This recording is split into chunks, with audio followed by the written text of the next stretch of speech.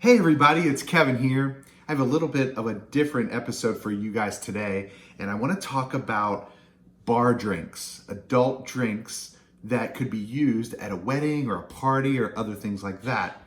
Now, here I am in my bar, and what I want to do is talk through a couple concepts, a couple ideas with you guys that I've used at weddings and other things that can really add some pizzazz to your mobile DJ events. Now, number one, let me just get this out of the way. I don't drink at events, okay? Unless, of course, I'm invited to an event and I'm not the DJ. I don't recommend mixing alcohol and your professional role as MC or DJ at an event. But that said, everyone around us certainly should be able to have a drink and imbibe if they wish. So sometimes I found that having this conversation with couples or with a party host is a really good way to show that you care about the party and the fun, and you're not just the music person. You can bring a whole dimension of party resources to the event. So first, when I'm thinking about a party or a wedding, I'm thinking about drinks that can be made in batches, okay? Not some sort of individual cocktail that you would make like an old fashioned or something. I think that it's smart to think about things that can be made in batches. That way you can service a lot of people, it's efficient, and it can even be in some cases pre-made or at least made in batch so that you don't have that big line that amasses at a specialty cocktail bar or something. You don't want that kind of level of service. Maybe you do, but you don't want that impediment to your guests having the fun evening, okay? You want to get them in the line and get their drink and move on. So I think some of these drinks that we'll talk about, they lend themselves to to be made in batches well. So that can go quickly and that can also scale. That's what I think you want. Also, you don't want something too potent. So whenever we're talking about ratios and things like that, just make sure that you're not laying it on too thick with a high grain, high alcohol, high alcohol content liquor in the mix, or maybe cut it a little bit with water or a little bit of non-alcoholic mixer when we're talking through some of the ingredients, just so you don't have your guests passing out from guzzling your wonderful drink that you're gonna have and you're gonna suggest to them. You don't want anything too overly complex with lots of flavors and lots of, intricate details to it where the normal person would be it would be a turnoff to them. You want something that's very mass appeal when you're talking about these kind of specialty drinks for a party, wedding, or event. So, I also don't think, and I've not really had experience in, myself serving drinks while DJing. That's not a thing you typically combo together, but maybe some of you guys would do that or find a way to do that. I would think that you would need to have a bartender license, and certainly it would be very tough to manage and juggle both roles at a party or event. The thing I'm bringing forward to you guys is an idea because I think it's something you can talk to your couple about if you're doing a wedding and pre-plan so that they can work with their bartender or whoever, the venue, whoever's working to deliver the alcoholic drinks at the event. So again, not something that I think us DJs should partake in if we're working. Also, not something that I think we should also serve or try to manage as well as the DJing, but some ideas that you can talk to your couples or your party hosts about. So let's talk first about the idea of coming up with a unique drink that celebrates either the couple's name or something in their life, or even maybe a saying that they love. Okay, this is cool because it's unique and it can be a play on another drink. For example, recently I had a couple and they came up with meant for peach other, okay? And this was a Kentucky mule with bourbon and peach schnapps. So it was a typical mule type recipe, but they used the meant for peach other to signal that it was gonna be a peach type taste to it and have that peach schnapps in there.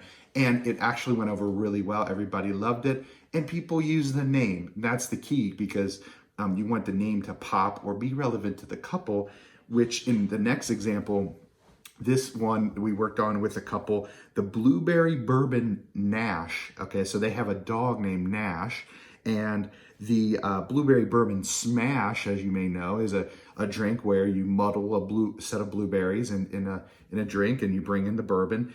And that drink basically was made just like a blueberry bourbon smash, but we called it a Nash just because we wanted to tie in the dog's name. And that went over in a big way for all the guests. So if you can come up with, the first tip, I guess, for you guys, if you can come up with something that mimics a current drink or maybe as a slight twist on a well-known drink, maybe that you can slightly change the name or personalize the name or personalize the phrase, that's gold. And everybody will remember it, and they'll know, and they'll talk about it for years to come. Okay, the second idea I have for you guys is renaming or coming up with a pun of a classic drink in a theme, okay? And it's kind of similar to our first tip. However, this one's a lot more targeted to some theme. Now, you might have a bunch of Harry Potter fans or a bunch of Office fans or a bunch of Star Wars fans in your friend circle at this party or at this event, at this wedding. So you certainly could take some phrases from there and maybe weave them in. I have a couple examples. We had a rock party, and here's my rocktail menu. I'll put one of these link in the description to this. But for the rocktail menu that I had here at the house at our bar, we had things like the Bohemian Daiquiri instead of Bohemian Rhapsody. These are all rock puns, if you will. Cognac Whole Sun instead of Black Hole Sun. We had Eye of the Jaeger Bomb. We had Pretty Fly for a Mai Tai. Those kind of things. And they're based on the drink that it sounds like. Mai Tai, Pretty Fly for a Mai Tai. You're going to use a typical Mai Tai recipe. But something like that that's kind of punny, maybe ties in something from pop culture, that works really well with people. I also have from a rap party that we did a hip hop party, and we had like berry schnapps and Hennessy. Okay, we had Drop It Like It's Lemon instead of Drop It Like It's Hot. We had My Neck, My Kraken. Yes, yes, we did. Anyway, you can. This one. I got 99 problems, but a banana ain't one. See, these are great. Now, these are kind of funny, and you would need the right kind of jokey group, but that's an idea for you. I think also it makes sense to pick one special drink. When I do things like this, rap party or rock party, or I've got a whole stack of different menus that I've made for parties. It's hard to keep up with these because people, want the special drinks, and we're making those drinks to order. So like I said, for a party, for a big event, for a wedding, do something that's going to be able to be batched and scaled, and pick one. Just pick one special drink, okay? Okay, third idea I have for you guys is you can make a drink. And there's a really cool couple sets of formulas for making cocktails. And I'm not going to get into the theory and everything, but I would say if you're interested, there's all kinds of books. This one I found and I really like it. It's The Craft of the Cocktail by Dale DeGroff. This one is recommended by a lot of cocktail artists and bartenders. Anyway, one of the theories actually comes in a nice little package.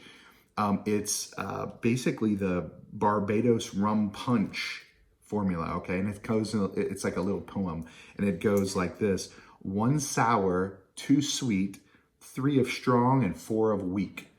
So basically it's a 1, 2, 3, 4 ratio, and that's what those numbers refer to.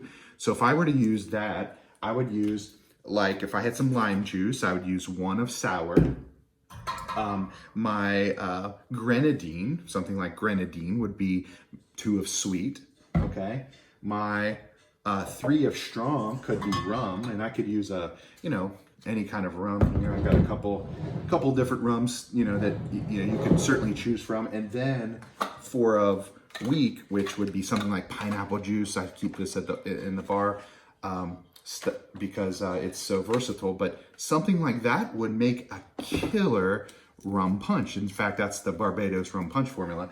And they recommend finishing it off with a little bitters and even some ground nutmeg. Okay, interesting. And it tastes really, really good. It adds a lot of good aroma. But you wouldn't need to mess with those finishers.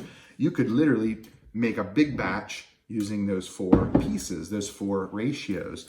Now that little song, that little poem, if you will, 1 of sour, 2 sweet, 3 of strong, 4 weak, that can work for pretty much anything. And I've experimented a little bit and it's pretty fun. So for example, for sour, you could use lemon juice, grapefruit juice, anything sour, lime juice, of course, like in the classic rum punch. You could use for sweet, you could use things like simple syrup, maple syrup, you could use honey, schnapps, brandy, anything with a syrupy or a sweet kind of base to it. And it can be alcoholic, or you could keep it non-alcoholic. Also, you have rum, okay? And that could be any bar liquor, so vodka or anything really that you could experiment with. And of course, finally, weak could be not just pineapple juice. You could use OJ, you could use cranberry juice, apple juice, ginger ale, White Claw. You could go crazy with the White Claw, a little champagne, iced tea, I don't know, anything you want. So anyway, that 1, 2, 3, 4, kind of a neat little tip. Also, what you'll learn in the cocktail books and what you hear, and if you study the cocktail recipes, just standard drinks, you'll see a 2-1-1 ratio, similar to the 1, 2, 3, 4, but it's 2 alcohol, 1 part sour, 1 part sweet. Okay, 2 parts alcohol, 1 part sour, 1 part sweet. So things like, and that's known as the golden ratio. I saw in a couple publications. So that's like think about a lemon drop. A lemon drop is 2 vodka, 1 simple syrup, 1 lemon. Okay, that's all that is. And if you do it right, you keep those ratios locked, you can pretty much experiment with any of those categories. An old classic, the sidecar, one of my favorites, is 2 brandy, 1 triple sec, 1 lemon. Okay, so you get that kind of, that golden ratio of 2-1-1. So I would say you could use those formulas and you could play around, make your own drink, make up your own name. If you're talking to a couple or if you're having a party, you could do some things like that. So one other idea I would say is if you've got the right kind of crowd and right kind of party, maybe the right kind of wedding, you might want to introduce one other drink. So you have this one specialty cocktail, okay, the big one that everybody at the wedding's gonna want to get. You could have one other for kids, okay, or for people that don't want to drink alcohol. So you could have a non-alcoholic version, and those drinks are going to be a little different. You're not going to want to just do a 1, 2, 3, 4 rum punch and just replace the rum with 7-Up or something. It's not going to taste really good. So do certainly some research, I would say, on a kid's drink if you want to have an alternative. I tell you, as a kid once, a long time ago, and also having kids today, they love to participate in the act of getting a cocktail or getting a special drink. They love that. So it might be a good idea, but of course we don't want to encourage kids to drink and grow up too fast, right? So, any case, just a couple ideas on how you can bring a different dimension of service to your clients, be it a wedding or party hosts.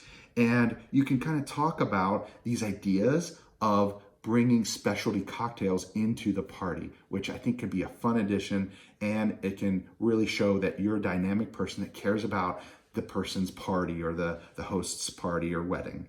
So in any case, thanks so much, guys, and I'll see you next time.